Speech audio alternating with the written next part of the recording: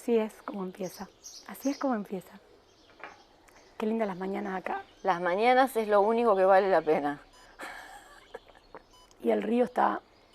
El río está Ya no bárbaro. importa dónde viaje, no sé, o qué cosa. Al final del día el río tira. Termino siempre al lado del río. Sí. Sí, sí, señores. Bueno. Sabri, ¿vos hace cuánto que te fuiste a Estados Unidos? Me fui en el 98 y volví y me fui en el 2000. Me radiqué allá en el 2000. ¿Sí? Siempre en la zona de Nueva York. No, yo me fui para California, llegué a California. California, qué lindo. Eh, y estudié ahí. Yo había estudiado un poco de inglés acá, pero no como para hacer una carrera. Y después, bueno, aprendí inglés, hice una licenciatura en una universidad pública ahí y después hice la maestría y me mudé a la zona este y hice una maestría y un doctorado ahí en Historia del Arte. Así que empecé en California y me tiré ah, para la zona este. Y ahora estoy enseñando en Texas, así que En Texas. voy y vengo. Me quedé. Sí, en Texas, señora. ¡Apa! Una escuela Bueno, pública gigante, 75.000 habitantes, estudiantes, gigante. Sí, mucho calor. Así que sí, claro, esto es papa. esto es una papa, claro, pero seco no es lo mismo que nuestra humedad, ¿viste? Casi Sanlorencina. seco allá, casi seco. Hay sanlorencinos en Texas. Bueno, Sí, pero es que Texas es Texas, aguante Texas. te da la bienvenida. Che, o sea, vos siempre te tiró el arte, Sí, te gustaban tus novios con arte. algún problema ahí tal vez. Siempre el arte es, digamos, lo que atrae todos tus sentidos, Ajá, sí, ¿no? me interesa. Es tu tema, Sí, me gusta enfocar ahí. Sí. pero siempre lo visual, siempre... No, porque no necesariamente. No necesariamente cuando me atraía el arte, en cualquiera de sus formas, y menos ahora que el arte como estructura así, que en categorías separadas, esa categoría es mucho más permeable. Entonces como que la interdisciplinaridad No y el importa, momento histórico... decirlo en inglés, de No, juro. no, no, y el momento histórico está haciendo que las disciplinas separadas, y la construcción esa del siglo XVIII de las disciplinas separadas se empiece a romper, ¿no? Porque da más espacio, genera más espacios. Entonces me gustan las cosas que son interdisciplinarias, por eso trabajé en Jules Solar, que él hizo, o sobre Jules Solar, o como pueda con el archivo de Jules Solar, que él ya venía tratando de romper esas estructuras desde los 20 cuando llegó de Europa. Así que sí. El teatro fue algo también, Sí. estuvo en tus orígenes desde chica. Y te digo que yo entré a Princeton por medio del teatro, por poner en la aplicación que yo venía del teatro y de los puppets, de los títeres. Y eso hizo que saliera esta chica que hace acá haciendo, si venía de los títeres. Una posibilidad más integrada de entender el arte y sobre todo de qué función uno le puede atribuir a esa práctica, ¿no es cierto? ¿Qué función social?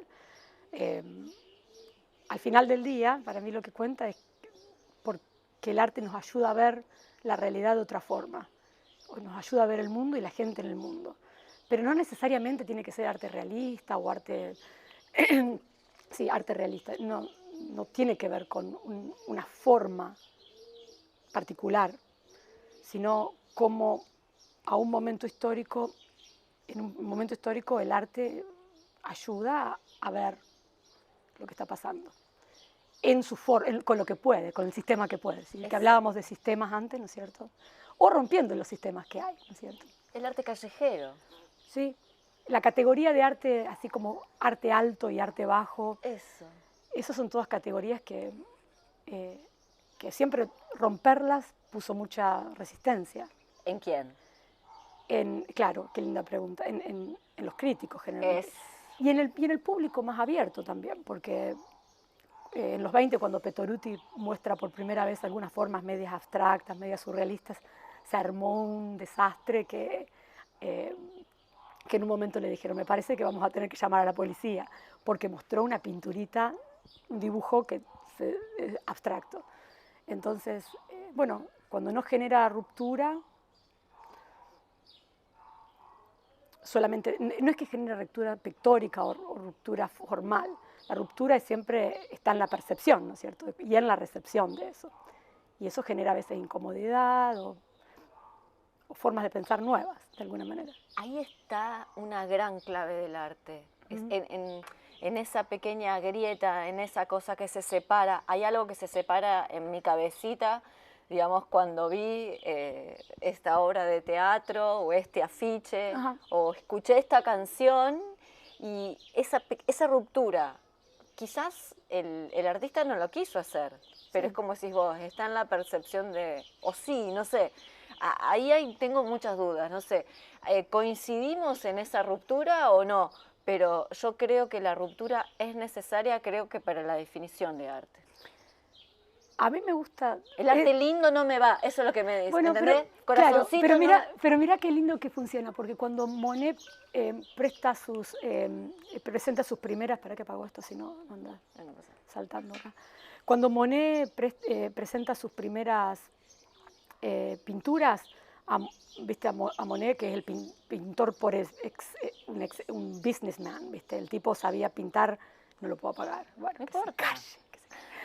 El tipo sabía pintar para sillón, él pintó grande una sola vez porque sabía que eso, la cosa impresionista no funciona, ¿no es cierto? No te puedes llevar el cachivache para todos lados.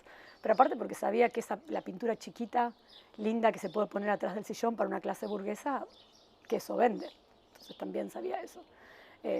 Y en un momento eso fue revolucionario, pero después todo el sistema lo va absorbiendo de alguna manera, ¿no es cierto? Fue revolucionario la comercialización. No, esa técnica pictórica los impresionistas fueron totalmente detestados al principio. Es más, el término impresionismo viene de un crítico que le hace burla. Y Monet y sus amiguitos decidieron hacer un movimiento alrededor de eso que movilizó todo el siglo XIX de alguna forma, ¿no es cierto? Bueno, el final del siglo XIX. Entonces, como que hasta las cosas que nos parecen lindas ahora son cultivadas de alguna manera. Pero que uno se puede perder en las aplicaciones de pintura, en los verdes, en los violetas. Hay algo ahí que no sé, va más estamos racionalizando, ¿no? Racionalizar el arte también es como, no sé, hay como una contradicción ahí mismo, ¿no? Porque ¿Qué decís con racionalizar? Sí, porque estamos tratando de entender el porqué y esto. A mí lo que también me pasa con el arte y algo que también me encanta y me encanta perderme en eso, es que como que de alguna manera apagás la cabecita. A vos te gusta porque sos analista, ¿no? O sea, pero desde el común del pueblo, el arte te conecta con la emoción, o sea, con algo que está más allá de ponerlo en una palabra, y esa emoción, no sé, me parece como mucho más integrador, una actividad integradora, la emoción que me evoca, que el pensamiento de racionalizar lo que significa, lo que quiso hacer, etc. Pero depende qué arte, qué estás viendo, porque si estás viendo un David, que es una pintura muy severa, esa pintura no te lleva tanto a la emoción en sí, sino a medir estructuras, a medir qué hay atrás de cierta disposición de los cuerpos en el espacio. Eso entre la idea, la eterna vueltita de entre qué es lo racional y qué es lo emotivo, ha sido siempre como una contrapostura. Tenés al neoclasicismo con su racionalización y después te sale el romanticismo con claro. Y va y viene eso, y va y viene, ¿no es cierto? Por eso a veces me interesa entender el arte desde su momento histórico, de ver qué quería hacer, y ahora no sigue un bicho, de qué quería hacer y por qué en ese momento se hizo eso. Pero no siempre está mal sacar la intención, creo yo, del artista, ni presentarla como la única opción, es lo que decía, ¿cierto? La recepción genera mucho. No todo arte invita a la emoción, hay arte que invita más, hay estructuras de los 60 que invitan pensar más que emocionarse, ¿no? Son distintas posturas. distintas búsquedas, diría yo. Bueno, distintas estuve en el Malva hace poco, hay una muestra de Rafael Barradas. que no llegué, porque el martes estaba cerrada. Pero No. porque sigue la muestra. Sí, pero los martes está cerrado, y yo no sabía. Bueno, hay algunas obras de él que me hacían acordar mucho al arte tipo afiche, digamos. Tipo afiche. Viste, como tipo stencil. Claro. Y sí, hay algunas obras, la mayoría no son emotivas, pero a mí me llegó ese autor, ese pintor. La fuerza que tiene La Barradas fuerza. es el hombre flecha. El hombre flecha. El hombre flecha. Me enamoró totalmente. Porque aparte se está manejando dentro de unos lenguajes de la gráfica, ¿no es cierto? Eso. Parte del avant-garde, de ese momento, tiene que ver con romper esas categorías de arte y bajo. Arte alta como Miguel Ángel. Y escribía claro. frases, me encantó, números. Porque ahí mismo esos sistemas de representación, que es al final lo que el arte es. Si hablamos de pintura, hablamos de un sistema que tiene un plano, que tiene color, que tiene forma. Entonces hay un vocabulario ahí.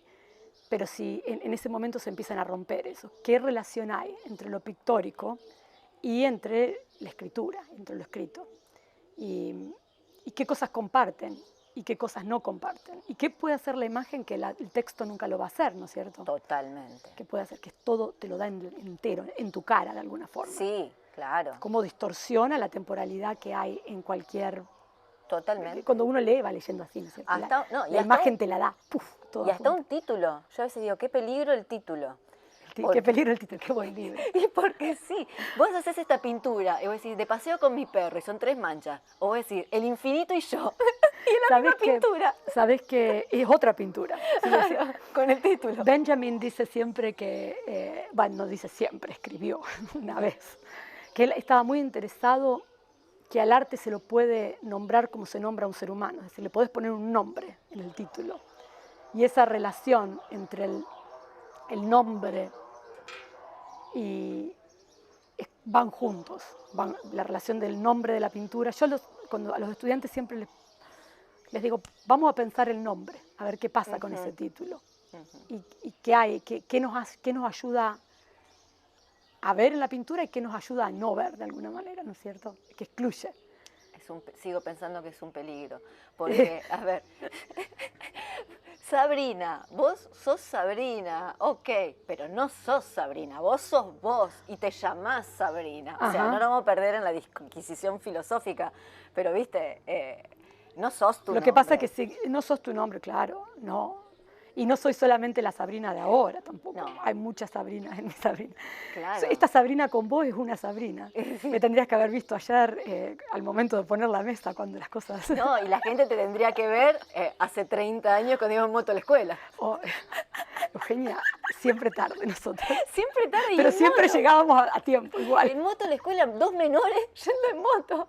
Una cosa de loco. Y tu Padre Santo, cuando nos llevaba él, Santo Padre, que nos llevaba... Por supuesto. Está bueno, vamos a comprar algo, a vender algo, qué sé yo. Bueno, hablando de comprar y vender, el mercado. Sí. Bueno, no sé, ¿querías decir algo del nombre? No. No, yo te quería decir algo de la intención. Ajá. Viste que hay una intención con C y hay una intención con S.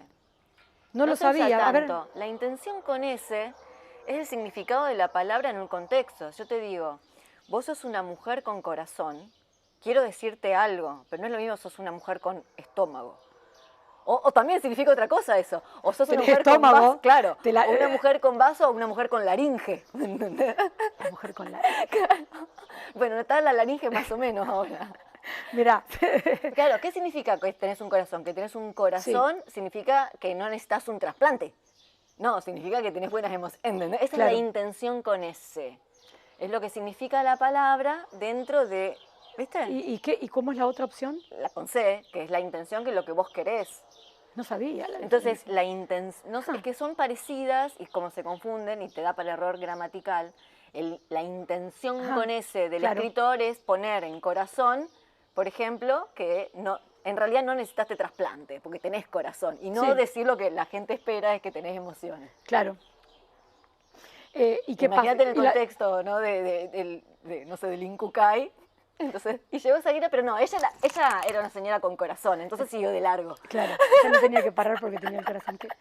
Eh, lo que pasa es que la idea de la intención, eh, bueno, viste, se puso como en un momento que no había que darle bola a la intención, porque todo está en el que mira. Con la muerte del autor todo esto empieza a ser como que, como Barthes y la muerte del autor, todo esto empieza a ser que la intención no importa. Yo entiendo, pero a mí me gusta desde el punto de vista histórico de tratar de tomar seriamente la intención y no por borrarla totalmente, de alguna manera, ¿no es cierto? Sí, la intención puede ser matar al autor. Sí, pero la posición de la que estaba hablando es, claro, la intención puede ser matar al autor o puede ser, bueno, pero... Tema de la copia, tema del derecho de autor. Bueno, eso empieza en el siglo XIX, de alguna manera, aunque se genera después más adelante. ¿Por qué no puede ser que el autor quiere desaparecer, quiere regalarlo? Pensá en el arte callejero. ¿Quién lo hizo? ¿Quién pintó el grafiti? A veces lo firma, pero ¿es eso lo importante? Bueno, depende a dónde miramos. Hay un momento, por ejemplo, que la artista estadounidense Cindy Sherman, ella genera una parte de lo que se llama la generación de las Picture Generation, un grupo en Estados Unidos alrededor de los 80, que empieza, fines de los 70, que empieza a sacar, ella, por ejemplo, empieza a sacar fotos, se viste así como de roles de Hollywood, de mujeres de Hollywood, pero que empieza a sacarse fotos como si ella fuera un personaje dentro de la película de Hollywood, pero la película no existe, porque es un simulacro, ¿no es cierto? Pero a su vez lo que está haciendo es apropiar la imagen del cine.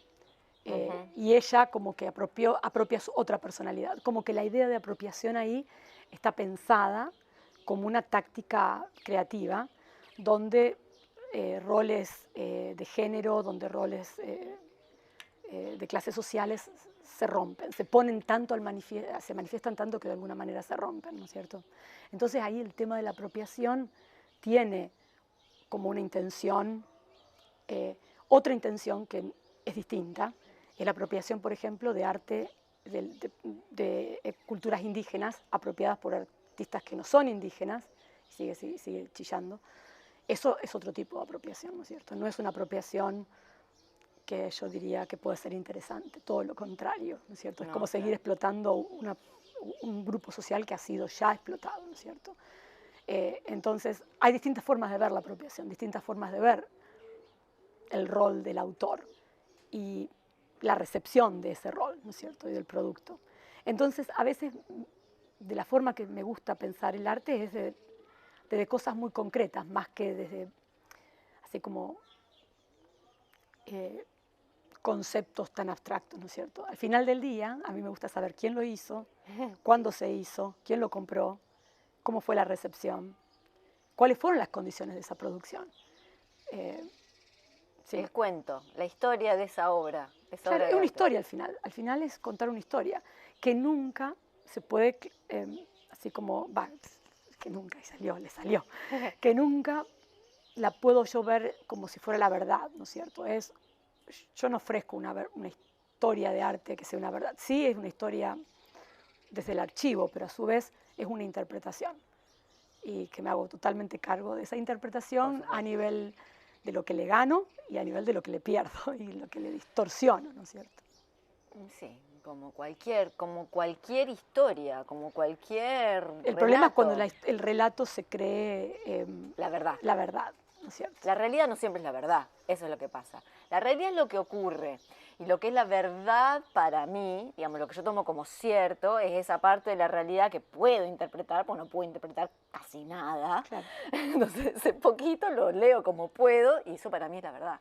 No es la realidad. Porque uno la construye de alguna forma. Exacto, ¿no? Pero eso no significa que después cualquier cosa es la verdad, ¿no es cierto? Cuando, sí, después eso no significa que cualquier cosa es la verdad. Ahora, a mí, retomando esto del autor, porque yo resueno mucho con esto de que no aparezca, de no saber quién lo hizo, O de, yo a veces cuando escribo, los publico, lo mando en un lado, lo mando por el otro, y no me importa si alguien me copia las palabras, no me importa si alguien, qué sé yo, copia y pega y lo usa, no me importa para nada. O sea, me alegro. Me alegro. Claro. Me alegro que le haya gustado, que las haya apropiado, que las haya mezclado con las suyas. No me diga, ay, me copió ese verso magnífico que escribí. Lo que No, pasa es que hay un...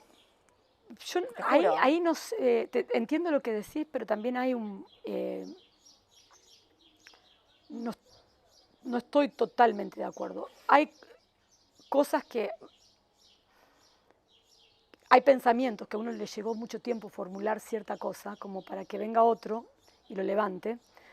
Pero lo que me interesa a mí es que el que lo levanta sin... Con siempre, liviandad. lo levanta sin pedir permiso, de alguna manera, o sin reconocerlo. Siempre hay una estructura de poder ahí. Pero no sabes a veces, ¿sabes? A veces se te pegan cosas. Sí, claro, porque Y en lo siempre visual aprendí... pasa lo mismo. Vos mirás y se te pegan. Sí, pero a veces está la intención de estrujirle la idea al otro Ajá. y hacer alguna especie de sacarle ventaja al otro en esa, ¿no? Pero aparte, Sí, sí, si algo bueno. te gusta Puede haber tanto, mala intención, digamos. si algo te gusta tanto, ¿por qué no te interesar? Me pregunto yo, si a mí algo me gusta saber quién lo dijo. Entonces, ¿no es mejor pensar que algo me gustó y lo levanté porque alguien lo dijo y engancharme en un diálogo con el otro que querer absorberlo?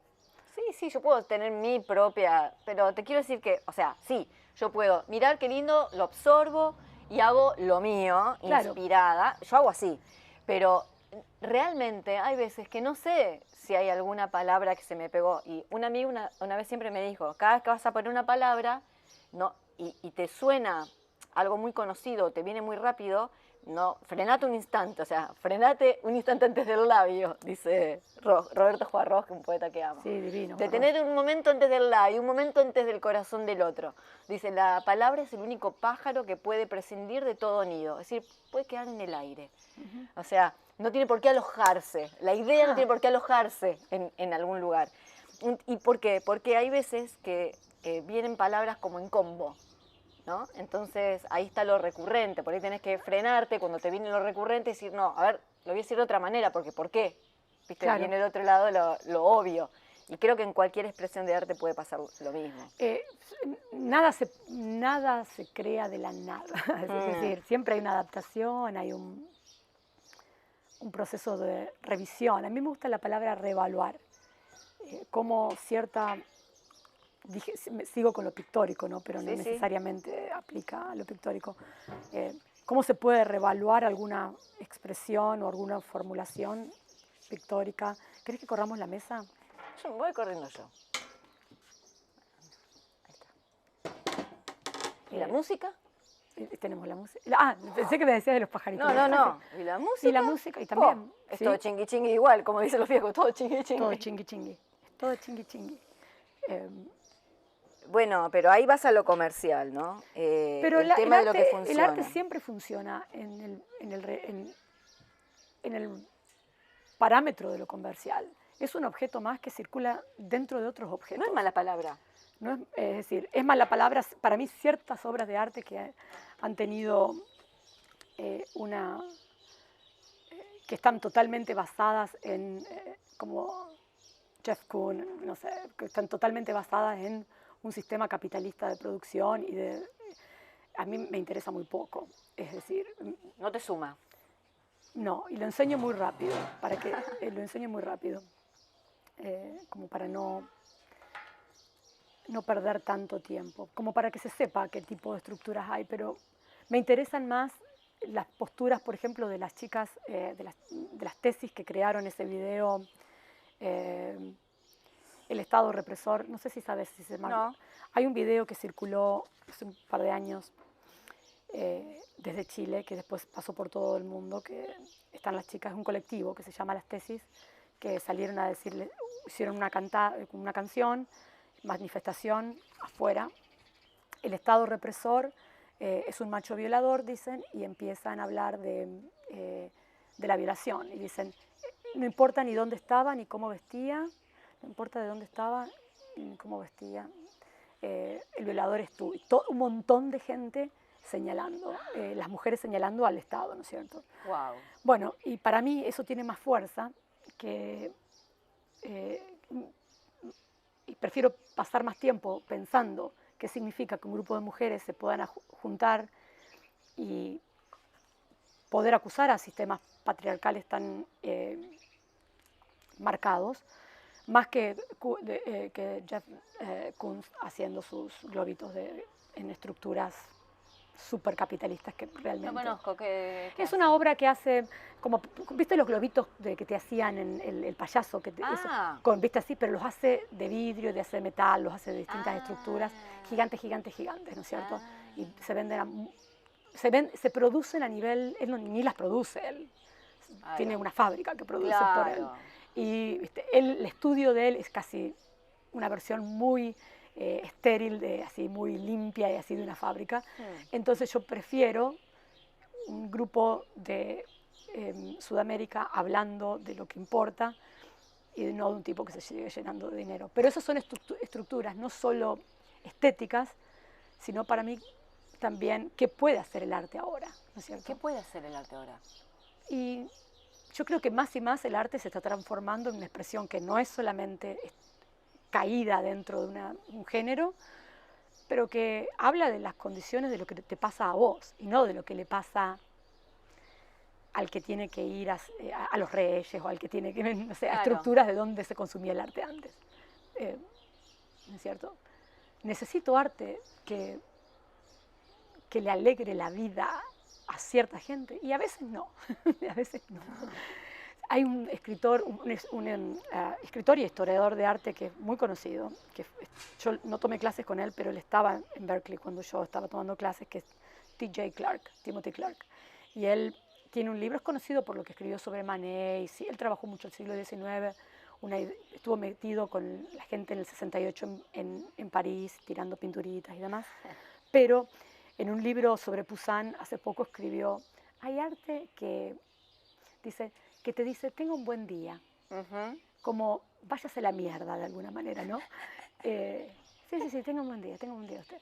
Pero hay arte que dice más que eso. Por supuesto. Y a mí me interesa buscar arte que diga más que eso, de alguna manera, ¿no? Más que tenga un buen día. Son las voces, ¿no? Como las voces que también yo estoy buscando con Las voces. ¿no? Yo elijo las voces, elijo tu voz y no elijo la de otra vecina, porque éramos las vecinas. Pero elijo tu voz, porque me gusta escuchar tu voz, porque valoro lo que vos pensás. Y creo que es lo mismo que cuando uno elige mirar una obra de arte. O sea, de alguna manera te elijo a vos como obra de arte. ¿Y por qué no pensar, ya que estamos desdibujando las fronteras entre las expresiones, por qué no pensar que el arte puede ser nuestra propia vida? Claro. Incluso hablando con una astróloga maya el año pasado me decía, tenemos que hacer del tiempo arte. Tenemos que construir arte en el tiempo, porque siempre peleamos contra el tiempo. Claro. Místicamente, ¿no? Esotéricamente, hay muchos artistas hacerlo, ¿no? que han intervenido, que sus obras intervienen en la concepción de tiempo. Porque ¿qué más sistema que nos controle que el tiempo, ¿no es cierto? Es un sistema que controla cómo nos movemos en el espacio. Estar acá en el mundo, de alguna manera, es como controlamos el tiempo. Y cómo guardar ese tiempo, ¿no es cierto? Si se puede guardar. Y si se puede guardar el arte de alguna forma, ¿no es cierto? La idea de tiempo es... Pero vos, como arte, vos, no lo que vos... O sea... Como un ser en este momento plantado en San Lorenzo, si a mí me preguntan de dónde vengo, de donde el río, de las 3 cuadras del río, ¿no es cierto? Planteado en un lugar, ¿no es cierto? Y planteado en un tiempo. Y la construcción de ese ser en el poco tiempito que nos tiene acá, ¿no es cierto? Exacto, y esa es tu voz. Entonces, volviendo al tema anterior, tu voz, la obra de arte que es Sabrina Carletti, ¿no? Me gusta más que la obra de arte de, no sé, otra. Bueno, eso es parte de lo que en este momento después de una discusión, que lo que el arte está proponiendo ahora, el arte contemporáneo está proponiendo ahora. Y en vez de comprar tanta cosita, vayan a comprar arte, ¿viste? Vayan a comprar arte del que está haciendo el arte el vecino. Sí, una artesanía. Sí, no? Sí. Me perdí, ¿qué te iba a decir? No, estamos hablando de, No, no, del tiempo. del tiempo, ¿no? Y de que... De que el arte, de la temporalidad del arte. Y, sí, del tiempo... ah, de mí, de yo como arte. Vos eso como era. arte. Y sí, porque al final, ¿qué nos queda sino hacer algo, una transformación con lo que uno tiene, con lo que uno le han hecho, ¿no? Una sartreada así terrible, una robada de Sartre, ¿no?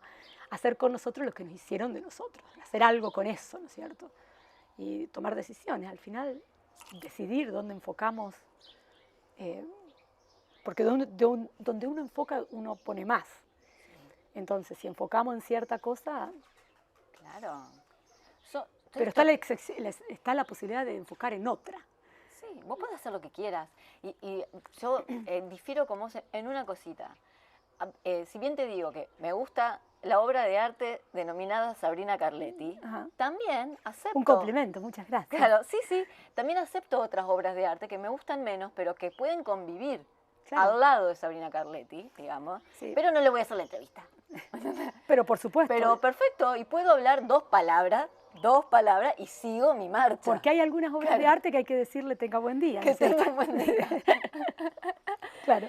Bueno, ahí creo que hay algo de honestidad en el compromiso por ahí con nuestra propia vida y con Sí. y cómo hacemos de arte, el arte en nuestra vida, o también, hablando concretamente de arte, también la voz, nuestra voz en el arte, pero no podemos pretender que si no tenemos voz en nuestra vida, también esa voz esté presente en lo que plasmamos. Entonces quizás Sí. esto que no nos gusta, que produce esta persona, es porque no nos gusta la persona. Yo creo Punto. que la opción que uno tiene es en querer que nos gusten menos cosas, ¿no es cierto? Yo antes me gustaba mucha cosa.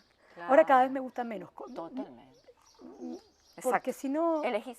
poder elegir lo que a uno le gusta, ¿no es cierto? Y el gusto se cultiva, de cualquier forma de gusto se cultiva, ¿no es cierto? A dónde quiere uno decidir poner ese tiempo de alguna manera, ¿no? Y esa energía. Sí, yo estoy segura, pero segura de que somos usinas alquímicas que dentro nuestro confluyen todas estas fuerzas, linda, fea, negra, blanca, verde, Claro. azul, de todos colores, y nosotros adentro, como vos decías recién, lo mezclamos y hacemos lo que queremos. A esto, Y lo que podemos. Y lo que podemos, Y y lo que podemos, pero si lo transformamos. Claro. Si lo transformamos en algo, capaz que lo transformamos en algo peor de lo que recibimos. Así que bueno, ahí está nuestra responsabilidad quizás. Sí, sí. Ahora, salió el tema de los críticos, en la figura del curador. Uh-huh. ¿Qué opinas sobre la figura del curador, el que sabe, el que elige, el que selecciona? El que cuida. El que cuida. Porque curador viene de cura, ¿no es cierto? Uh-huh. Tiene que ver con el cuidado. Bueno, hay una autoridad en el que tiene una posición dentro de una institución que decide qué se ve, cómo se ve. Cuando pusimos hace un tiempito atrás en el MoMA, yo trabajé muy poquito en eso, una obra sobre el origen de la abstracción, la curadora, Lia Dickerman, ella vino a dar una clase que la hicimos, así como nosotros le hacíamos la investigación más dura, más grosa, y después ella, su equipo, lo refinó. Y hablábamos de eso, qué es lo que se muestra, cómo se muestra, cuáles son las relaciones que uno quiere hacer con lo que se muestra. Y hay un acto de cuidar, el patrimonio de lo que se hizo, hay un acto de darle esa voz que no se quede en el pasado, ¿no es cierto?, que pueda hablarnos ahora. Y yo creo que la obra que hay que mostrar es la obra que nos sigue diciendo. Hay unos Warhols porque todos conocemos a Warhol por los brillos, por el pop, por las Campbell, claro. Pero hay un Warhol también que hizo un montón que robaba, que se apropiaba imágenes en la prensa donde afroamericanos estaban dentro de una manifestación atacados por perros y comidos por perros de la policía.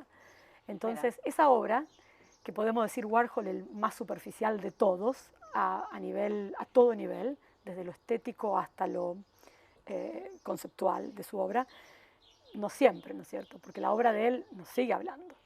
todavía hay problemas de raza, y muy graves en todos lados, especialmente en Estados Unidos, ¿no? Pero, Sí. entonces, como mostrar la obra que siga diciendo algo. ¿Por qué voy a perder tiempo mirando esto? ¿Para qué voy a enfocar el tiempo, no es cierto? Y hacia adelante, cuidar lo nuevo. Cuidar lo nuevo, darle el Ahí espacio. es más difícil, quizás, ¿no? A varios niveles es difícil, porque hay una inversión a nivel de tener que apostar si cierta gente va a seguir haciendo. A nivel técnico hay muchas cosas digitales que son muy difíciles de cuidar. Tuvimos hace poco, un par de años atrás, una charla con la curadora de fotografía del Met y hablábamos de cómo cuidar cierta obra digital que se está deteriorando o que los sistemas donde se hizo, los soportes no funcionan más. Hay obras mismas que están hechas para que se destruyan, como Eva Gesa, hay algunas cosas en látex que se están destruyendo todas, pero Gesa decía, por ejemplo, que sí, que eso es parte del proceso, que la obra se tiene que hacer, se tiene que ver, se tiene que consumir, se va a destruir. Y es como que está la intención ahí, ¿no es cierto? Pero los curadores están, ¿cómo hacemos para cuidar esto? Es bueno, cuidar lo efímero. ¿Cómo cuidar, no es cierto? Es que ahí llegas a lo humano. Sí, y lo dijiste, con el caso de Gesa es particularmente eso, porque ella hacía estructuras así como paneles que parecían piel, entonces evocaba lo humano de una forma que no tenía que ser figurativo de alguna manera. Mira. Entonces lo humano, que el cuerpo se deteriora, y bueno, el arte también se deteriora, ¿no es cierto? Sí, y nos cuesta ver que nos deterioramos, nos cuesta ver que nos estamos muriendo de a poquitito y tenemos que ser siempre jóvenes. Sí, yo quiero ser siempre joven. Sí, yo quiero estar siempre, no joven en el sentido de lo que el cuerpo puede hacer, pero a mí me encanta enseñar porque yo le digo a los estudiantes, ya mi tiempo, y bueno, sí, todavía ando, el tiempo es de ustedes, pero a mí me gusta mucho ese sentido joven no es la palabra, quizás ser siempre contemporáneo, estar siempre ahí, pero eso se puede hacer en cualquier edad, ¿no es cierto? Pero ahora es el tiempo de los que están en la escuela. Es despierto la palabra, es estar vivo, es estar consciente, es estar atento, no quedarte atrás. ¿Viste? Te quedas atrás en el pasado viviendo otro momento y no estás ahora oliendo este aroma. O el futuro, ¿no es cierto? Que siempre el futuro. O adelante no existe, qué sé yo. ¿Viste? No estás sintiendo tu calzado, tu ropa. Eso, habitarte en este momento, exacto. Y sí. Perdemos ese contacto con lo efímero. Ahora, desde el arte, cuidar eso, sí. Creo que el desafío está en educar, quizás. Sí, y cómo se educa, ¿no es cierto? De cómo se educa, de qué tipo de responsabilidad ética tiene uno hacia... yo como educadora me planteo eso de alguna manera, ¿no? ¿Qué responsabilidad ética tengo hacia mis alumnos? ¿Cómo presento información y qué tipo de lenguaje uso y qué tipo de conexiones ayudo a crear? Que no sea un repetir, sino que sea un realmente pensar lo que se te da y ver qué preguntas nuevas. Volviendo entonces al tema de eso de la apropiación, y como hablábamos recién mientras acomodabas la cámara, a veces creo que el problema no es que, y la analogía que yo te decía es, yo me llevo la cámara, te agarro la cámara y me voy corriendo ahora a ver qué te parece. Y vos me decías, porque lo hago de nuevo. Pero depende a veces a dónde le ponemos el valor. Porque a mí la verdad, que si yo escribo algo que después alguien me lo roba y después quiero ir a publicarlo y me dicen, no porque alguien ya lo publicó, hay todo un trabajo que se hizo, un tiempo, es mi esfuerzo, ¿no es cierto? Mi laburo de alguna manera, como para que se lo lleve alguien, ¿no es cierto? No para que el otro no lo disfrute, no para que el otro no...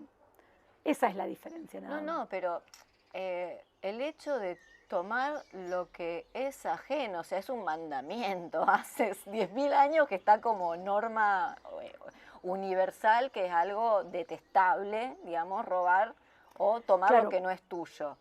Pero yo no me refiero a eso, me refiero a que sin querer alguien tome algo No, porque la propio forma de tuyo. aprendizaje, yo entiendo lo que decís. Por ejemplo, nunca aprendemos de la nada. Por supuesto que uno va leyendo, va agarrando, va viendo y va agarrando, ¿no es cierto?, despacito. Pero hay formas de apropiación que son más deliberadas, ¿no es cierto?, de alguna manera. Si vos escribís una tesis y yo Ah, no, la claro, leo claro. y, Sí, ay, me encantó lo que 3 escribió, palabras, 2 parafraseos, chao. y agarrás eso y lo traes, Sí. ahí no lo veo tan bien. No, por supuesto. Eso, no es Por que no lo veo supuesto. tan bien, lo veo mal. Hay otro tema con respecto a hacer arte para, ¿no? Para lograr algo, ¿no? Una cosa es la intención artística y otra cosa es otro tipo de intención. Eso me quedó en el tintero antes cuando Ah, hablábamos. Por ejemplo, la intención artística para mí es provocar o intentar evocar lo que yo estoy sintiendo en este momento. ujú, A mí, bueno, vos sabés que estudié música mucho tiempo claro. y mi profe era una gran conocedora de Bach. Ella sentía que lo conocía Bach, entonces ella me enseñaba que cuando interpretaba una parte, ella me contaba la etapa de la vida que estaba ahí, entonces yo trataba de sentir lo que él sentía en su casa, mirando por la ventana, o sea, trataba de sentir Bach mientras tocaba Bach, Ajá. trataba de conectarme con él. Ahora, eso, o por ejemplo, en una obra pictórica, una determinada emoción o molestar quizás. Ahora, otra cosa muy diferente es cuando la intención es vender o, no sé, algo no relacionado con el arte. Y hay veces que en eso cometemos no sé, la falta de autenticidad o de coraje para poner nuestra voz. Entonces no hago lo que yo haría porque sé que no me lo van a aprobar, porque sé que por acá va la cosa. Esta es la moda, ¿viste? Claro. Em, Hay un montón en lo que dijiste. Mezclé muchas No, cosas, no, no, perdón. no, no, no, que da para pensar un montón de cosas. Eh, lo que decías de Bach, yo no tengo, quise estudiar violín, fracasé divinamente en mi estudio, Muy divinamente. difícil el instrumento que elegiste. Fue un momento, me compré el violín, Ay, no, no funcionó. muy difícil. Eh, pero mi pregunta ¿es necesario eh, ver lo que Bach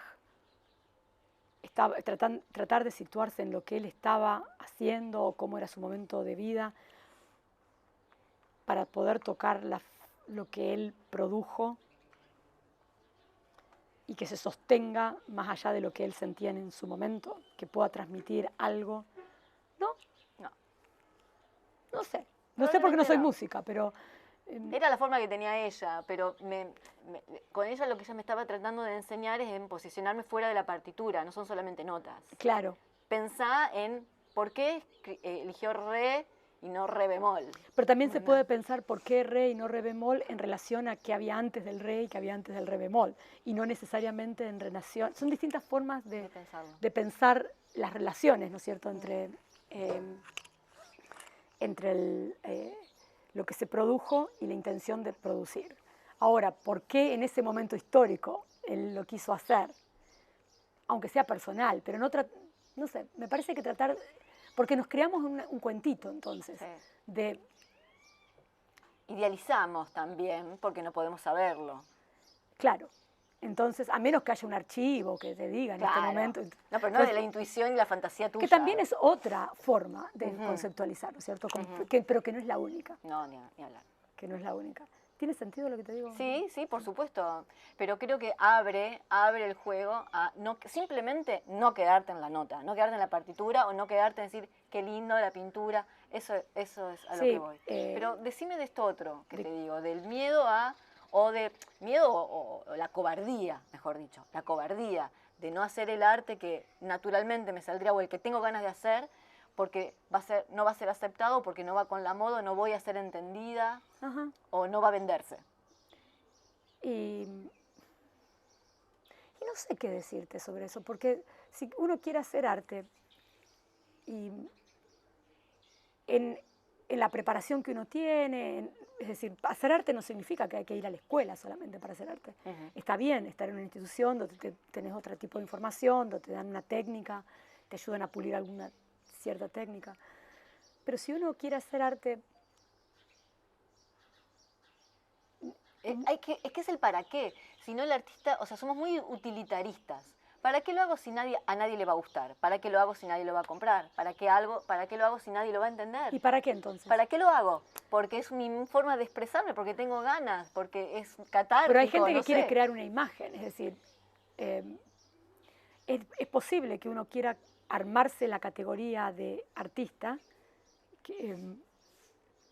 haciendo ciertas cosas que parecieran que encajan en ideas que se ponen de moda a cierto momento. Claro. Y Hegel decía cosas interesantes sobre eso. Hegel tiene mucho que uno le puede criticar, por supuesto, pero narrativas tan grandes, pero para él es un problema cuando se piensa de alguna forma o se escribe de alguna forma porque está manejado por la moda de lo que se puso de moda pensar, que es lo que hay que pensar hoy, ¿no es cierto?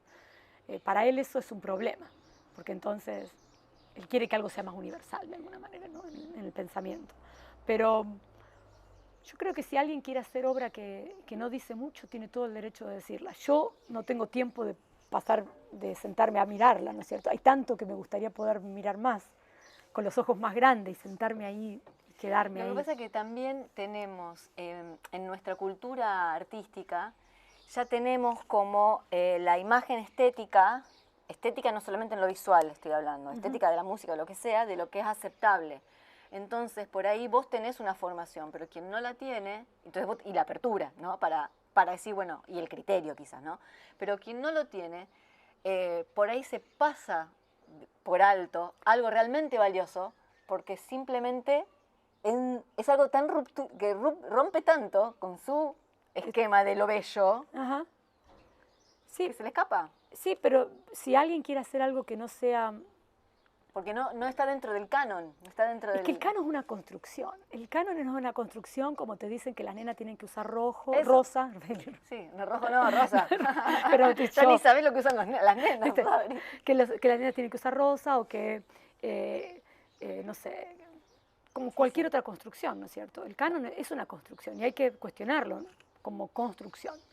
Pero también está la otra, que se pueden hacer nuevos cánones de alguna manera. Ahí está. Se puede hacer, ¿no? ¿Y qué hizo Duchamp? ¿No es cierto? Él puso un migitorio y lo dio vuelta. Y la gente se volvió loca, ¿no es cierto? Pero él cuando tenía que mostrar esa obra, en lo que sería lo más avanzado de Nueva York, el jurado dijo, pero como él pagó para mostrar su obra, cosa que artistas tienen que hacer ahora, se lo tuvieron que mostrar igual. Porque si paga, entra, yo conozco esa, si yo pago, entro, pero lo pusieron aparte, bajo la cortina. No lo rechazaron, pero no lo mostraron tampoco. ¿En ¿no dónde estaba? Una asociación de arte en Nueva York, que eran los más de lo más, se hacían los más avant-garde, los más. Ajá. Sí.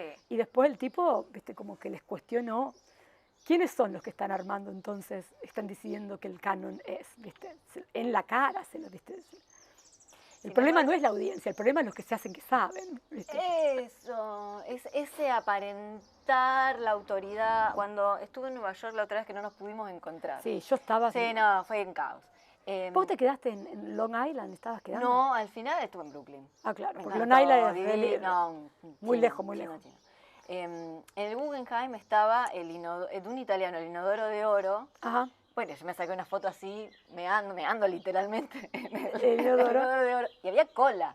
Sí. Porque era de oro. Capaz que si era de otro material no... Claro, por ahí que no. material valioso. Claro. Claro.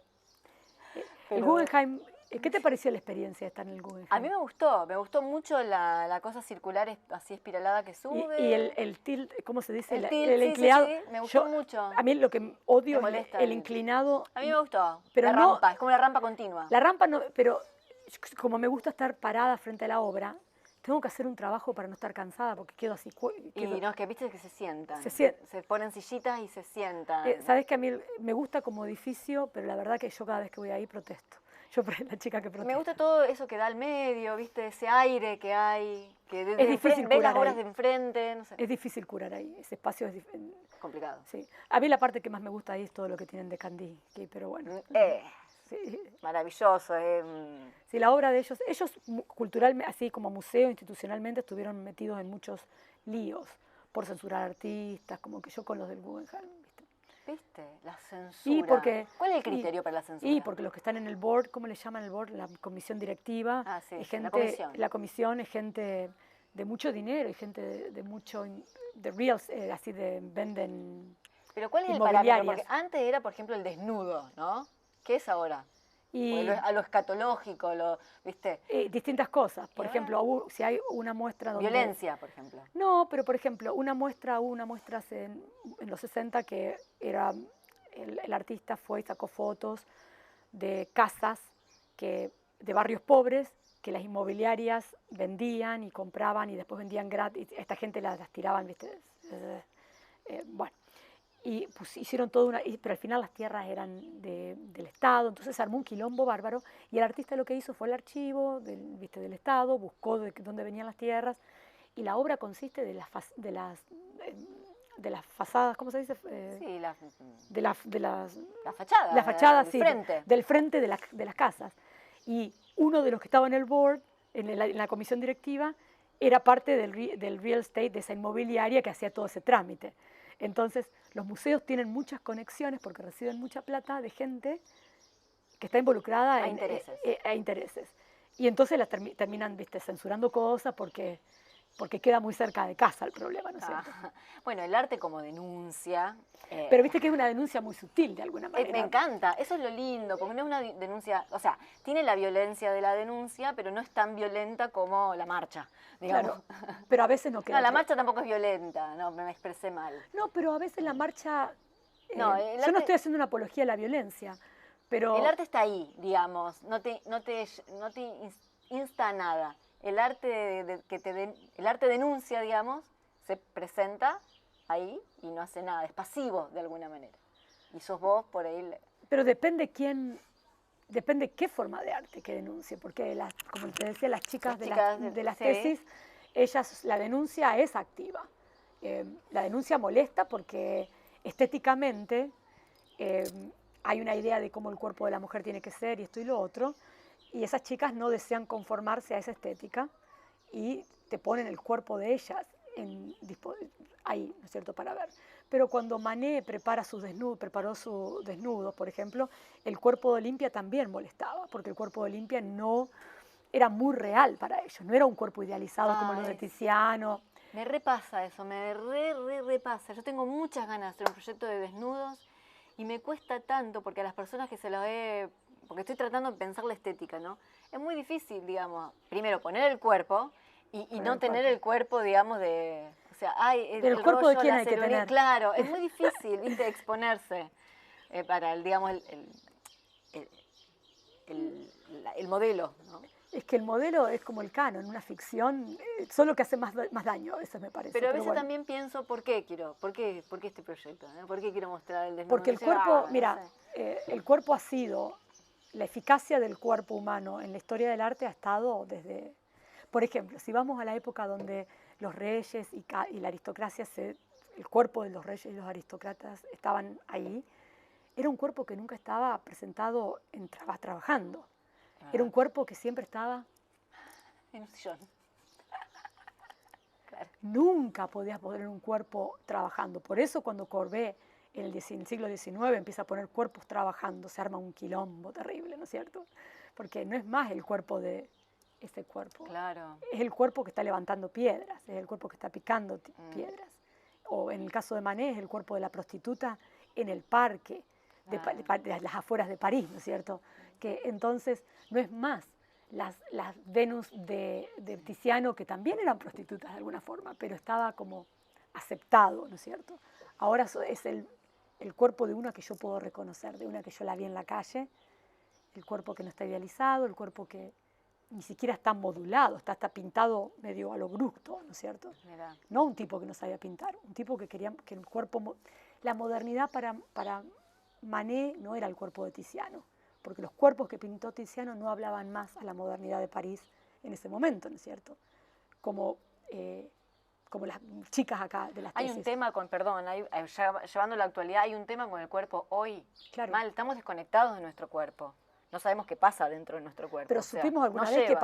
pasaba adentro. ¿Supimos alguna vez, se supo eso? No, quizás no, pero el tema es que ahora se industrializó tanto el tema de la alimentación y